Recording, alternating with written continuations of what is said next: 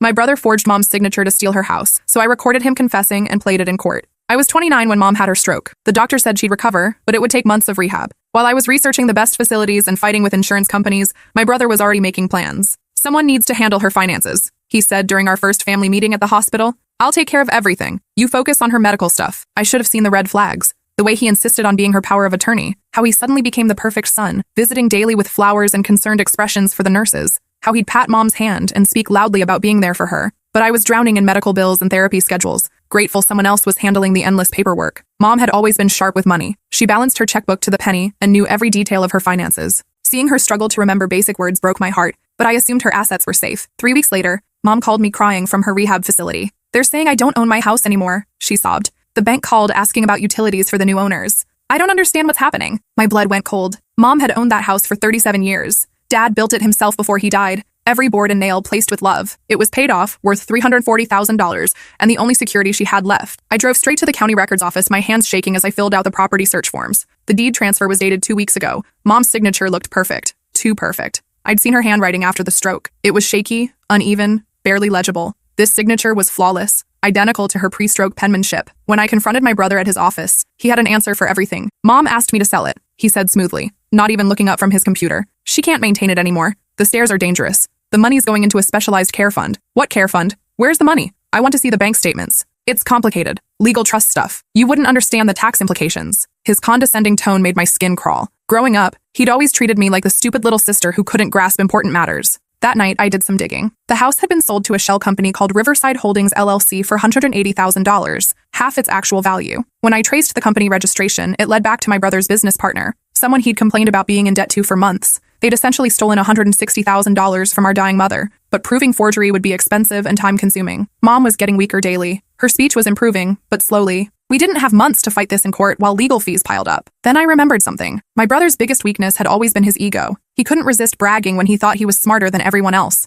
In high school, he'd confessed to cheating just to prove how clever his methods were. I called him and played the desperate, confused sister card. I'm worried about mom's finances, I said, letting my voice shake. Can we meet? I need to understand what you did with the house sale. I feel so lost. We met at his favorite steakhouse downtown. I wore a wire, actually just my phone recording in my jacket pocket, positioned carefully so the microphone faced him. You have to understand, I began, dabbing my eyes with a napkin. I'm not trying to cause problems. I just want to make sure mom's taken care of. I trust your judgment. He leaned back in his chair, visibly relaxing. The flattery always worked on him. Don't worry, I handled everything perfectly. Mom's going to be fine. But some people are asking questions. The neighbors saw strangers measuring the house. That's the beauty of it, he said, lowering his voice and glancing around. Nobody questions a family transaction. I had the documents drawn up properly, practiced her signature for weeks until it was perfect. My heart pounded so hard I was sure he could hear it. Practiced her signature? Mom's been signing the same way for 40 years. Wasn't hard to copy after I studied her old checks and documents. The notary didn't even question it, just stamped and witnessed like they always do. I kept my voice steady, fighting every instinct to scream at him. What about mom? What if she remembers agreeing to this when her memory gets better? He laughed.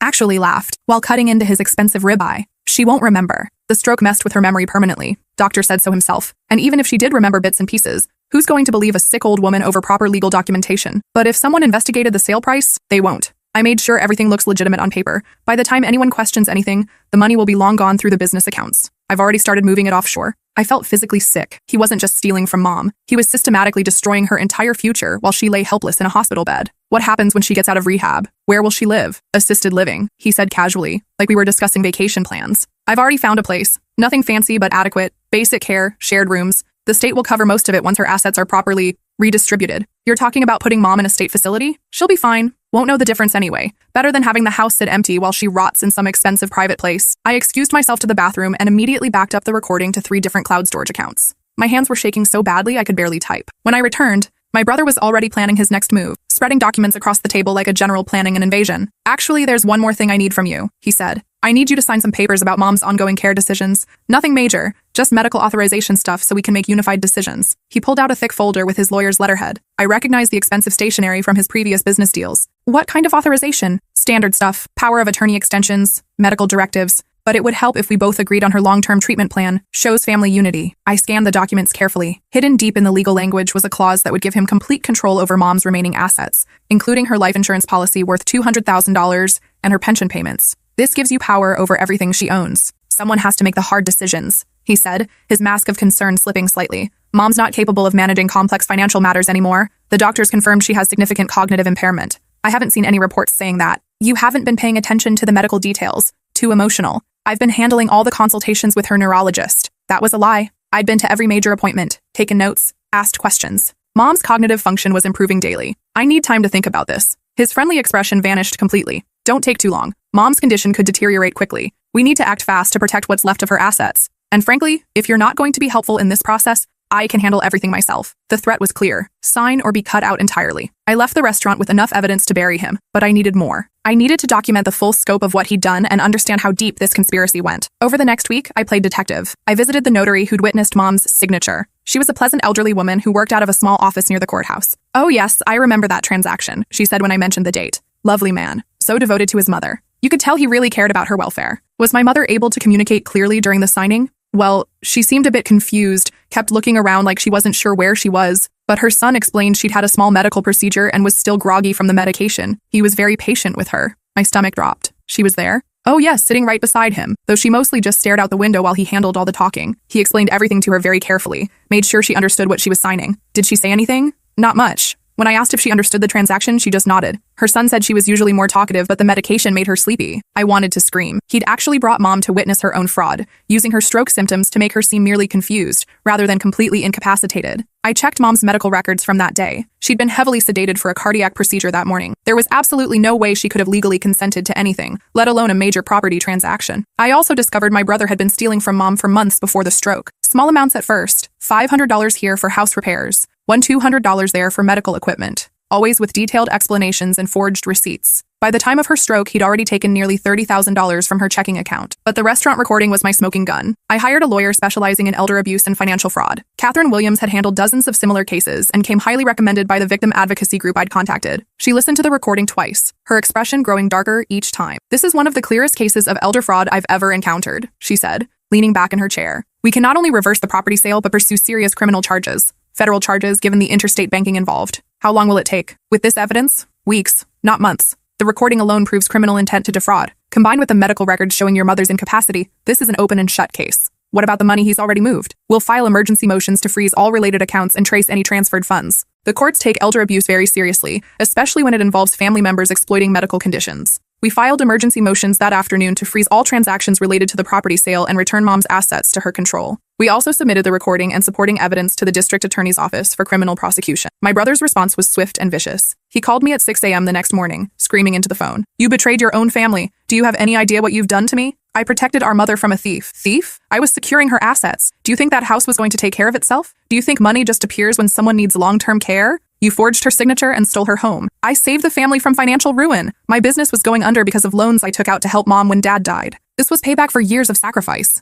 The delusion was breathtaking. "You sacrificed nothing. I was the one taking care of them both. You've destroyed everything. The business deals, the partnerships, it's all falling apart. My reputation is ruined. Good. This will destroy me financially. I'll lose my house, my practice, everything. You should have thought about that before you stole from a stroke victim. She's going to die anyway. At least this way the money stayed in the family instead of going to some corporate care facility." I hung up and immediately sent that conversation to my lawyer as additional evidence of his callous attitude toward Mom's life. The emergency court hearing was scheduled for the following Thursday. Mom was stable enough to attend, though she needed a wheelchair and oxygen support. Her speech therapist had been working with her on clearly articulating key phrases for her testimony. My brother showed up with a team of expensive lawyers from the city's most prestigious firm. They'd clearly spent serious money on this defense, which made me wonder where that funding was coming from. His lead attorney, a sharp-faced woman in a $3,000 suit, argued that Mom had been competent during the sale, that the recording was obtained without proper consent, and that I was manipulating a vulnerable woman for my own financial gain. "Your Honor," she said in practiced courtroom tones, "the plaintiff's daughter has a history of financial instability and has been pressuring her family for monetary support. This appears to be a calculated attempt to gain control of valuable assets by exploiting her mother's temporary medical condition." I felt my face burn with anger. They'd actually investigated my personal finances and were trying to paint me as the greedy one. Then my lawyer stood up and played the recording. The courtroom went dead silent as my brother's voice filled the air, bragging about forging signatures and hiding money in offshore accounts. I had the documents drawn up properly, practiced her signature for weeks until it was perfect. His lawyers visibly cringed, one of them actually putting his head in his hands. Mom's been signing the same way for 40 years. Wasn't hard to copy after I studied her old checks and documents. The judge's expression turned to stone as the recording continued. The notary didn't even question it, just stamped and witnessed like they always do. When we reached the part about moving money offshore and putting Mom in state care, his lead attorney frantically scribbled notes and whispered urgently in his ear, "She won't remember. The stroke messed with her memory permanently. And even if she did remember bits and pieces, who's going to believe a sick old woman over proper legal documentation? The recording ended in complete silence. You could hear the air conditioning humming and someone's watch ticking in the gallery. My brother's legal team asked for an immediate recess. I watched through the glass doors as they had what looked like a heated argument in the hallway, with lots of finger pointing and head shaking. They returned 15 minutes later with a completely different strategy. Your Honor, my client wishes to make a statement to the court. My brother stood up, pale and sweating despite the cool courtroom air. I made a serious error in judgment. I was trying to protect my mother's assets from potential exploitation, but I realize now that my methods were completely inappropriate and illegal. The judge was not impressed with this sudden change of heart. Mr. Thompson, are you admitting to forging your mother's signature on legal documents? A long, painful pause. Yes, Your Honor. And to fraudulently transferring property worth over $300,000 without the owner's knowledge or consent? Yes, Your Honor. And to deliberately moving the proceeds offshore to avoid detection by authorities? Yes, Your Honor. And these actions were taken while your mother was medically incapacitated and unable to protect her own interests? Yes, Your Honor. The judge immediately ruled in our favor. The house sale was declared void and fraudulent. All transferred funds were to be returned within 48 hours or face additional contempt charges. My brother was ordered to pay all legal fees, court costs, and damages. But this was just the civil case. The criminal prosecution was about to begin. 3 days later, federal agents raided my brother's office and home simultaneously. They found evidence of the offshore accounts, multiple copies of forged documents, and email communications with his business partner detailing the entire fraud scheme. They also discovered he'd been running similar scams on elderly clients of his financial planning business,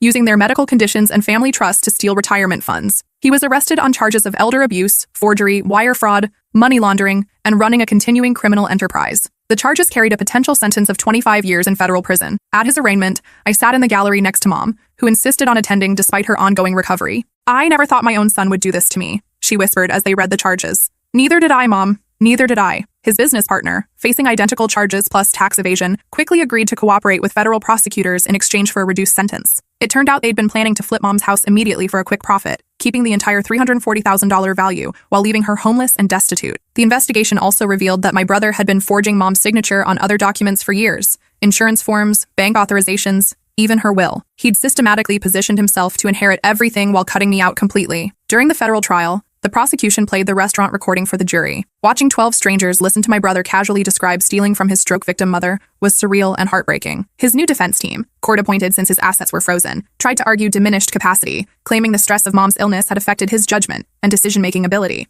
Ladies and gentlemen of the jury, his lawyer argued, this is a man who watched his beloved mother suffer a devastating stroke and made desperate decisions to protect her future care. His methods were wrong, but his intentions came from a place of love and panic. The prosecutor's response was devastating. Love, she said during closing arguments. The defendant called his own mother a sick old woman who wouldn't be believed. He laughed about her memory loss. He planned to dump her in the cheapest possible care facility while stealing her life savings. That's not love. That's predatory behavior against a vulnerable victim who trusted him completely. The jury wasn't buying the desperation defense. They'd heard the recordings, seen the evidence of premeditation, and learned about the other elderly victims he'd defrauded. They deliberated for less than 3 hours, guilty on all counts. The judge sentenced him to 8 years in federal prison and ordered full restitution plus punitive damages totaling $500,000. His business licenses were permanently revoked, and he was banned from working in any financial or fiduciary capacity. Mom recovered enough to return home, to her own house, 6 months later. She needed daily physical therapy and some assistance with complex tasks, but her mind was sharp again. I can't believe my own son did this to me, she said one afternoon, as we sat in the garden Dad had planted 40 years ago. Some people show you who they really are when they think no one's watching. You were watching. Someone had to protect you. Your father would be so proud of you, and so ashamed of him. The house became a symbol of family strength rather than betrayal.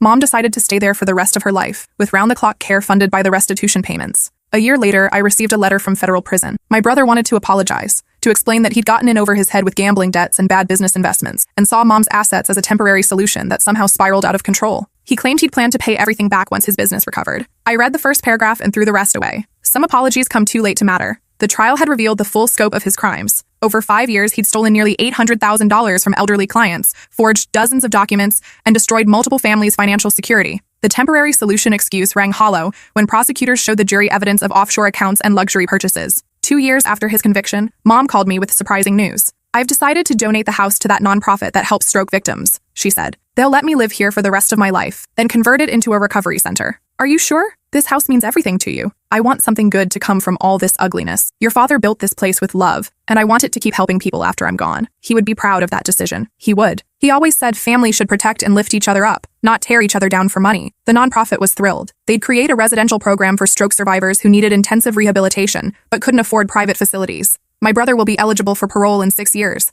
I doubt he'll contact us when he gets out. He's burned every bridge, destroyed every relationship, and lost everything he thought mattered. His former business partner was released after 3 years and moved to another state. He sent Mom a heartfelt apology letter and repaid his portion of the stolen funds voluntarily, even though the court hadn't required it. Some people can be redeemed, Mom said when the check arrived. Others choose not to be. Sometimes I wonder if things could have been different, if I'd paid closer attention to Mom's finances earlier, if I'd questioned his sudden devotion and helpfulness sooner, if I'd been more suspicious when he insisted on handling everything alone. But then I remember that recording, the casual way he laughed about her memory loss, how he planned to dump her in the cheapest facility available while stealing her life savings, the complete absence of love or concern in his voice when discussing her future. That wasn't desperation or poor judgment. That was calculated cruelty towards someone who'd loved and trusted him unconditionally. Mom still has difficult days. The stroke changed her in ways that go beyond the physical symptoms. She's more anxious about financial matters, more suspicious of official-looking documents, more protective of her independence. But she's also stronger in some ways, more grateful for genuine kindness, more aware of her own resilience, more determined to use her remaining time meaningfully. I survived raising that boy, she jokes sometimes.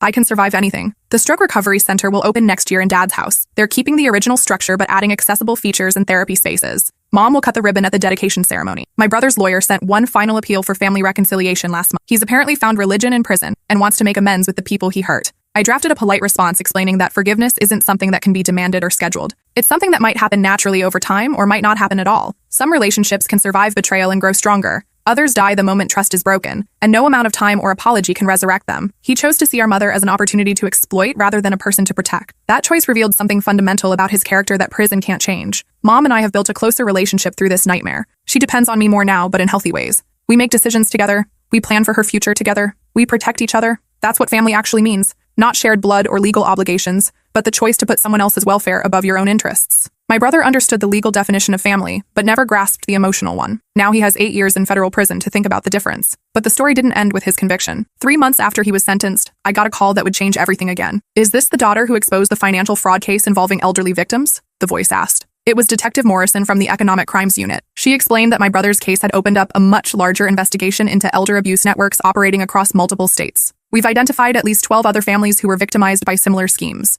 Your recording wasn't just evidence. It was the key that unlocked everything. She wanted me to testify before a grand jury about the methods my brother had used. Apparently, the sophistication of his document forgeries and the psychological manipulation tactics he'd employed were being studied by federal agencies. "Your brother didn't work alone," she explained. "This was part of a coordinated network of financial advisors, notaries, and legal professionals who specifically targeted elderly people with medical vulnerabilities. The scope was staggering. They'd identified over $3 million in stolen assets across the network, with victims ranging from stroke patients to people with early-stage dementia. The recording you made captured him describing techniques that match patterns we've seen in dozens of other cases. He was essentially confessing to being part of a criminal conspiracy. I agreed to testify, but only if Mom was protected from any additional legal proceedings. She'd been through enough trauma. The grand jury session was surreal. Sitting in that sterile federal building, describing how my own brother had bragged about stealing from our mother, felt like recounting someone else's nightmare. But the prosecutors were building cases against 15 other individuals involved in the network. My testimony helped establish the psychological profiling methods they used to identify vulnerable targets. "Your brother specifically looked for families where adult children lived far away," the prosecutor explained. "Elderly people recovering from medical procedures were prime targets because they were isolated and their cognitive abilities were temporarily impaired."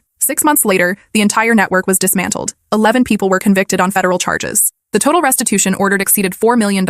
More importantly, the case led to new federal regulations requiring additional witnesses and waiting periods for property transfers involving people over 65 or those with recent medical procedures. "Your mother's case literally changed federal law," Detective Morrison told me during a follow-up call. "The recording you made probably saved hundreds of other families from similar fraud." But there was another twist I hadn't expected. During the investigation, federal agents discovered that my brother had been planning to fake Mom's death. Among his confiscated files, they found research on how to obtain fake death certificates and forge cremation records. He'd been corresponding with someone who specialized in creating false documents for insurance fraud. "The plan was to have your mother die in the state facility," the prosecutor explained during a private meeting. "He would collect on her life insurance policy and no one would question what happened to a sick elderly woman in a low-quality care home. I felt like I was going to vomit. He wasn't just planning to steal her money and abandon her, he was planning to make her disappear completely. We found evidence that he'd done this before," she continued. "At least 2 other elderly clients who supposedly died in care facilities. We're reopening those cases as potential homicides." The investigation revealed that my brother had been escalating his crimes over several years. It started with simple financial theft, then progressed to more complex fraud schemes,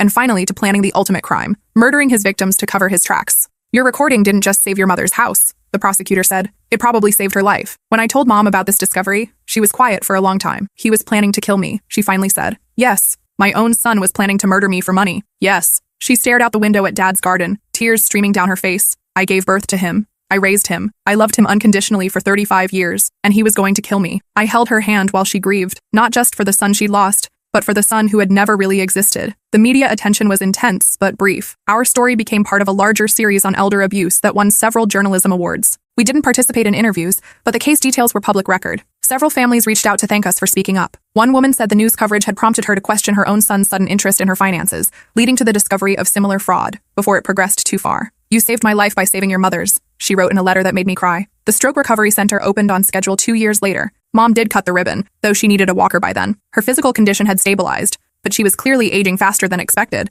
The stress of everything had taken its toll. "I want to see the first group of patients," she told the center director. "I want them to know that recovery is possible, even after the worst betrayals." The center serves 12 residents at a time, providing intensive rehabilitation in a home-like environment. They've had a 78% success rate in helping people return to independent living, significantly higher than traditional facilities. Mom lived to see the center's 2nd anniversary. She passed peacefully in her sleep, in the bedroom Dad had built, surrounded by photos of the families they'd helped through the center. At her funeral, the center director spoke about Mom's courage in turning personal trauma into community healing. "She could have retreated from the world after what her son did to her," she said. "Instead, she chose to help others in similar situations. That's the definition of resilience." 3 years after Mom's death, I received an unexpected phone call. "This is the Victim Services Coordinator at Federal Correctional Institution Coleman," the voice said. "I'm calling about your brother. He's been diagnosed with terminal cancer and has requested to speak with you." My first instinct was to hang up, but something made me listen. "He says he has information about additional victims that could help with ongoing investigations, but he'll only share it if he can speak with you first." I thought about it for a week. Mom was gone. The center was thriving. Justice had been served.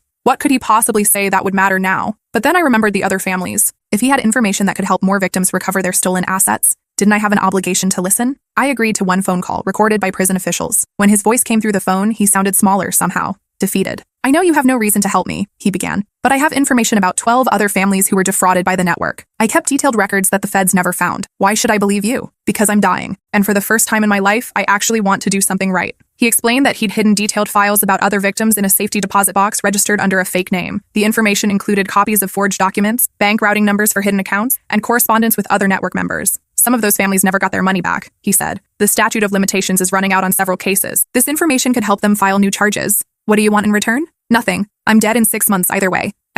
I want you to know that what I did to Mom was the worst thing I've ever done, and I've done a lot of terrible things. Are you asking for forgiveness?" A long pause. "No, I don't deserve forgiveness. I'm asking you to help the people I hurt, even though it won't change anything for Mom." I hung up and called Detective Morrison. She was skeptical but agreed to follow up on the information. The safety deposit box was exactly where he said it would be. Inside were detailed records of 14 additional fraud cases, totaling over $2 million in stolen assets. The information led to new prosecutions and asset recovery for 9 families who had given up hope of ever seeing justice. My brother died in prison medical facilities 4 months later. I didn't attend the funeral. There wasn't one. His body was cremated and the ashes disposed of by the state. But those final documents helped recover nearly $1.8 million for elderly victims across 4 states. "He spent his last months actually helping people instead of hurting them," Detective Morrison told me. "It doesn't erase what he did, but it's something." "It's what Mom would have wanted," I replied. She always believed people could change, even when evidence suggested otherwise. 5 years after Mom's death, the Stroke Recovery Center has helped over 200 families rebuild their lives after medical crises. They've expanded to include programs for other neurological conditions and have a waiting list of families who want to participate. The center keeps a memorial garden where families can honor loved ones who've been affected by elder abuse. Mom's memorial stone sits in the center, surrounded by flowers that bloom year-round. The inscription reads, "She turned betrayal into healing and pain into purpose." I visit every month, usually on the anniversary of the day I recorded that conversation in the restaurant. Sometimes I bring flowers, sometimes I just sit on the bench Dad built and think about the strange path that led us here. My brother's story could have ended with simple greed and family destruction. Instead, it became a catalyst for legal changes that protect thousands of elderly people every year. Mom's story could have ended with victimization and loss. Instead, it became a foundation for healing that will outlast all of us. That's the difference between people who choose to build and people who choose to destroy. One leaves scars that fade over time. The other leaves legacies that grow stronger with each passing year. I know which one Mom would want to be remembered for, and I know which one she succeeded in creating. But even that wasn't the end of the story. 7 years after Mom's death, I received a call that would bring everything full circle in a way I never expected. "Ms. Thompson," the voice said, "this is Director Reynolds from the National Elder Justice Center. We have a proposition for you." She explained that the federal government was creating a new task force to combat elder abuse,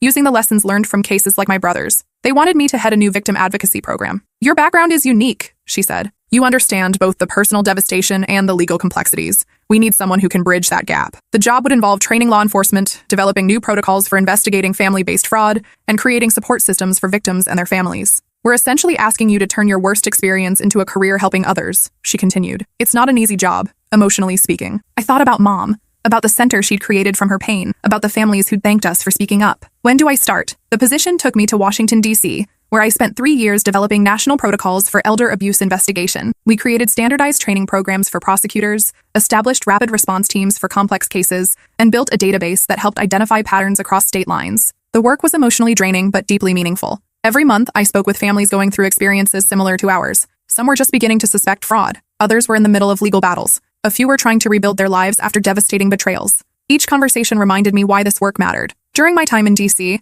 I met Patricia Williams, whose daughter had stolen her retirement funds and forged her will. Unlike our case, Patricia's daughter had managed to complete the fraud before being caught, leaving her elderly mother homeless and destitute. I lost everything, she told me during our first meeting. My house, my savings, my trust in family. But the worst part is that I still love her. How do you stop loving your child even after they destroy you? I couldn't answer that question. I still couldn't answer it. But I could help her navigate the legal system, connect with support services, and understand that survival was possible. Patricia became one of the first residents at a recovery facility we helped establish in Virginia. 6 months later, she was volunteering at a local senior center, sharing her story to help others recognize warning signs of family fraud. You can't get back what you've lost, she told me, but you can build something new from the pieces that remain. The advocacy work led to my involvement in drafting federal legislation, the Family Protection Act, which created stronger penalties for family members who defraud elderly relatives and established mandatory reporting requirements for financial institutions. The bill passed with bipartisan support, largely because of testimony from victims like Patricia and the detailed documentation we'd gathered from hundreds of cases. This law will prevent thousands of families from experiencing what you went through, Senator Rodriguez told me after the signing ceremony. Your mother would be proud. But the most meaningful moment came when I returned to Mom's house, now the Stroke Recovery Center,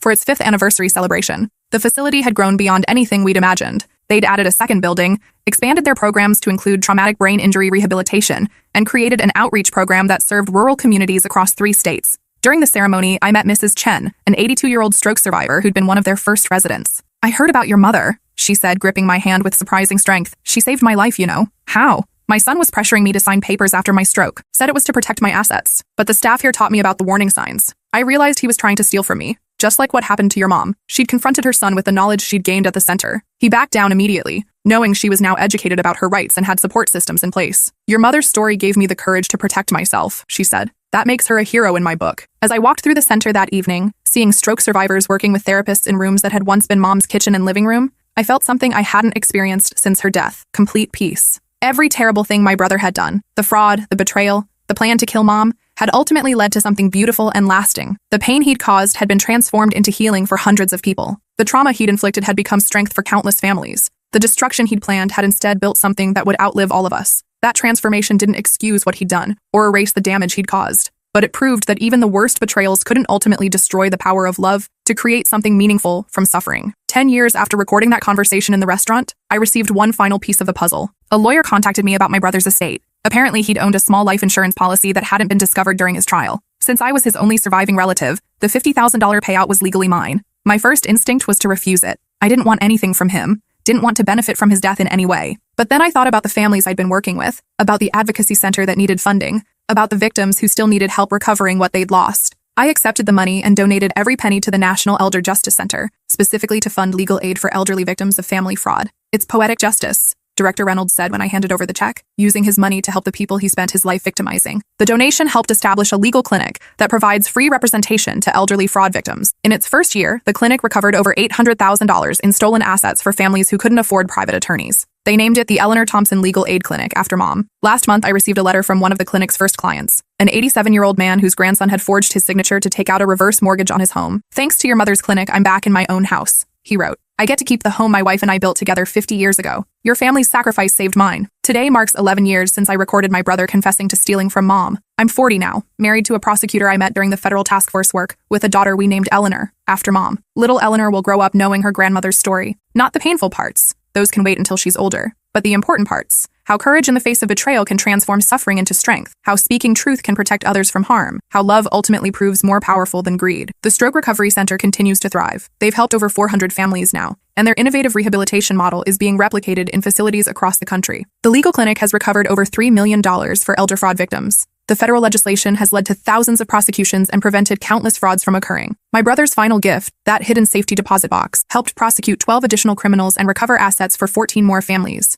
None of that brings mom back. None of it erases the pain of discovering that the son she'd loved and raised for 35 years was planning to kill her for money. But it proves that even the most devastating betrayals can't ultimately triumph over the human capacity to transform suffering into healing, trauma into strength, and broken trust into protective systems for others. That's the lesson I hope my daughter learns from her grandmother's story. Not that evil doesn't exist, but that it's never the final word. Love gets the final word. Justice gets the final word. And sometimes, if we're very lucky, healing gets the final word too. Mom got to see the beginning of that healing before she died. She got to cut the ribbon on the center, meet the first residents, and know that her suffering had meaning beyond the pain. I think she would have been amazed to see how far the ripples of her courage have spread, how many lives have been changed because she chose to fight back instead of accepting victimization. My brother thought he was stealing a house. Instead, he accidentally created a legacy of protection and healing that will outlast all of us. That's the difference between people who create and people who destroy. Destroyers think in terms of what they can take. Creators think in terms of what they can give. Mom was a creator, even in her darkest moment. That's the inheritance she left me. Not money or property, but the knowledge that no betrayal is powerful enough to stop love from finding a way to heal the world.